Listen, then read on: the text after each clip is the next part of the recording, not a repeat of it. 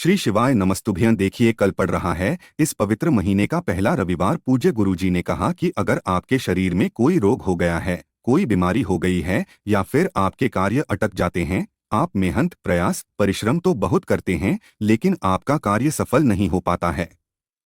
चाहे व्यापार से संबंधित कार्य हो या फिर नौकरी हो या फिर कहीं इंटरव्यू देने जाना हो, कुछ भी करने जाना हो, तो आप उस कार्य में सफल नहीं हो पा रहे हो या फिर आपके बच्चों में बुद्धि ज्ञान विवेक की कमी हो, उनका व्यापार उनका बिजनेस उनकी नौकरी अच्छे से चल नहीं पा रही हो, तो गुरुजी ने कहा कि आपको सिर्फ एक समीपत्र से शिवलिंग के सामने एक ऐसा उपाय कर देना है जो आपकी इन सारी समस्याओं को समाप्त करने के लिए है।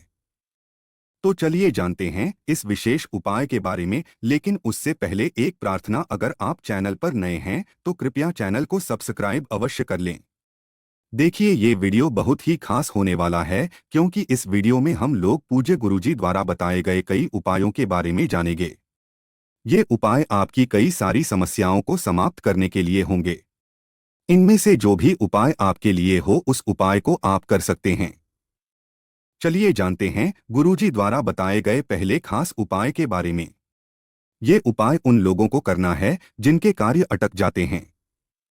वे मेहनत करते हैं प्रयास करते हैं बहुत कोशिश करते हैं लेकिन उन्हें नौकरी नहीं मिल पा रही है।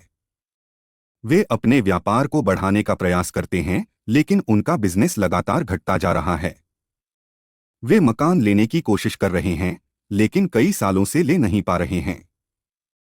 यानी वे अपना कोई भी कार्य करने का प्रयत्न कोशिश तो बहुत करते हैं लेकिन उन्हें सफलता नहीं मिल पा रही है। तो ऐसे लोगों को ये उपाय करना है।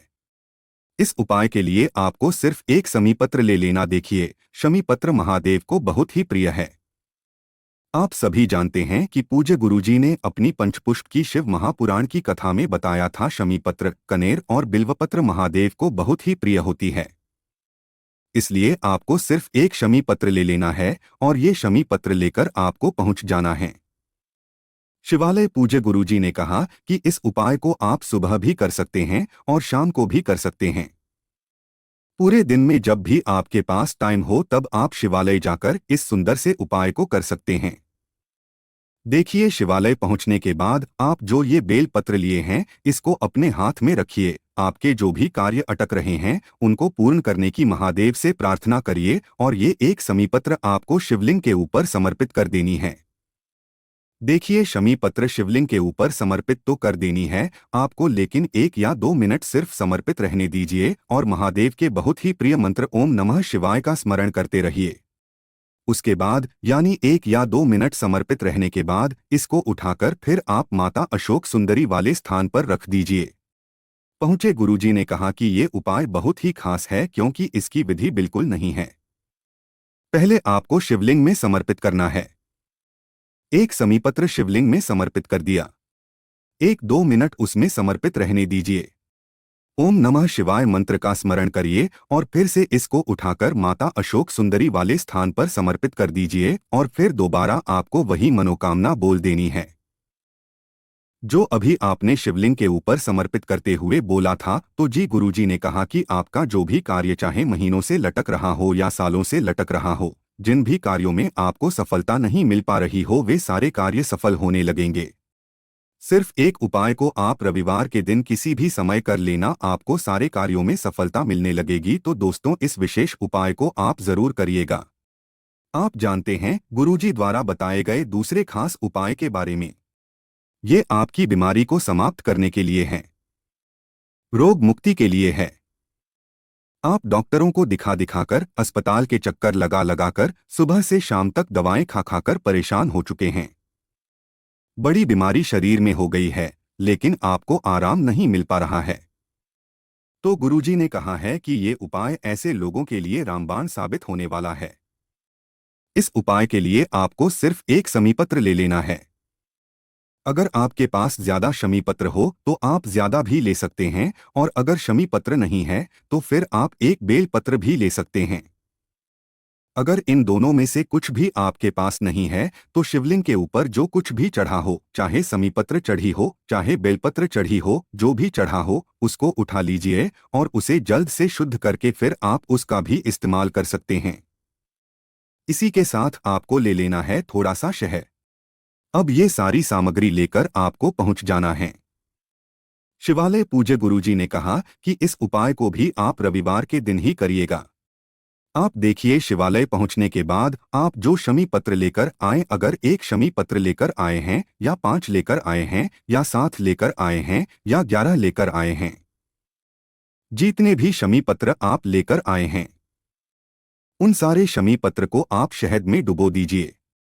देखिए, शहद जितना भी आप लेकर आए हैं उसमें ये सारे शमी पत्र डाल दीजिए और इस पूरे शमी पत्रों में शहद अच्छे से लग गया। अब ये शमी पत्र आपको एक एक करके शिवलिंग में समर्पित करते जाना है, यानी शिवलिंग का श्रृंगार करना है। आपको एक शमी पत्र शिवलिंग के ऊपर समर्पित करिए। ओम नमः शिवाय मंत्र का स्मरण करिए। फिर दूसरा शमी पत्र शिवलिंग में दाहिनी साइड समर्पित कर दीजिए और ओम नमः शिवाय मंत्र का स्मरण कर लीजिए। फिर तीसरा शमी पत्र शिवलिंग के बाईं साइड में समर्पित कर दीजिए और ओम नमः शिवाय मंत्र का स्मरण कर लीजिए। देखिए, जब आप इन समीप पत्रों में शहद लगा देंगे तो ये शिवलिंग में आसानी से चिपक जाएंगे। आपको पूरी शिवलिंग में अच्छी तरह से श्रृंगार करते जाना है और ओम नमः शिवाय मंत्र का स्मरण करते जाना है।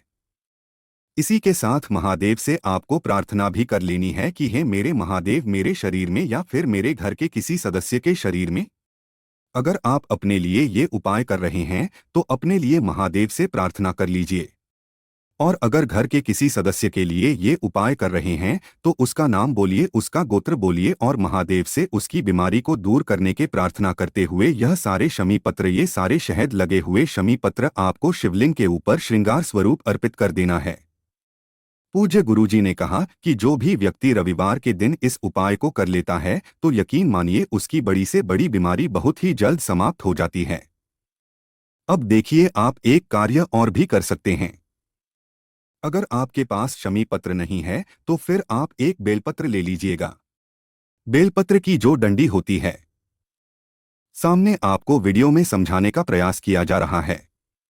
ये जो गोल गोल घेरे में डंडी दिखाई जा रही है, ये जो बड़ी सी डंडी होती है, इसी में आपको शहद लगा लेना है और फिर ये बेलपत्र आपको शिवलिंग के ऊपर समर्पित कर देनी है और बीमारी को दूर करने की प्रार्थना कर लेनी है। आपको ध्यान रखना है कि बेलपत्र की चिकनी साइड का हिस्सा शिवलिंग में टच करेगा। समर्पित करते हुए ओम नमः शिवाय मंत्र का स्मरण कर लीजिए और फिर उसके बाद अपने घर वालों के लिए या फिर अपने लिए जो भी बीमारी है उसको दूर करने की प्रार्थना कर लीजिए। पूज्य गुरुजी ने कहा कि रविवार के दिन किए जाने वाला ये शाहिद से उपाय आपकी बड़ी से बड़ी बीमारी को समाप्त कर देगा। देखिए, ये उपाय आप सूर्यास्त के पहले ही कर लीजिएगा। आप जानते हैं पूज्य गुरुजी द्वारा बताए गए तीसरे खास उपाय के बारे में।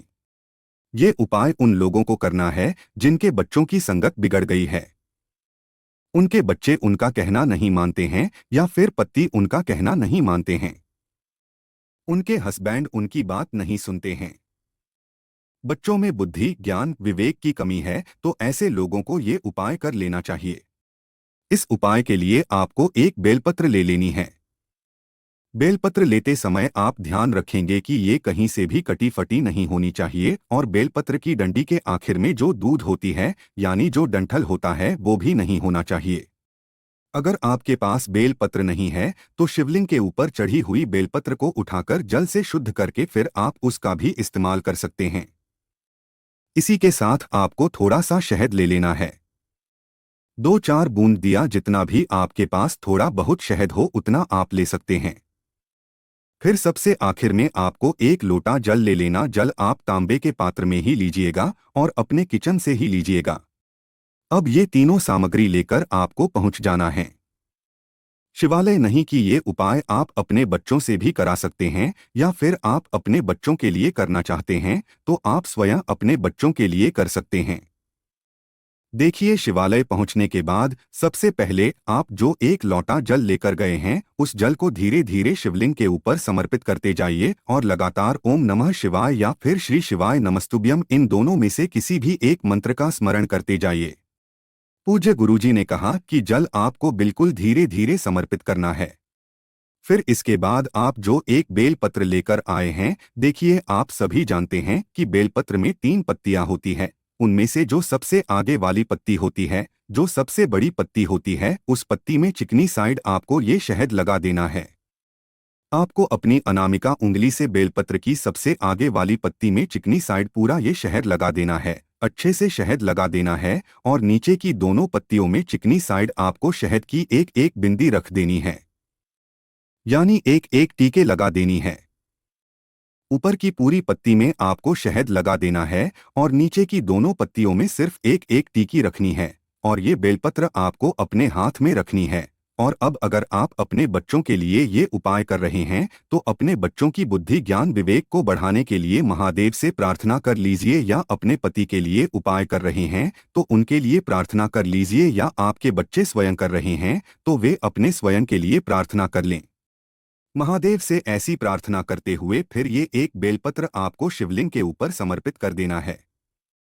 ध्यान रखिएगा, बेलपत्र की चिकनी साइड का हिस्सा वो हिस्सा शिवलिंग में टच करेगा और बेलपत्र की डंडी जलाधारी की तरफ रहेगी तो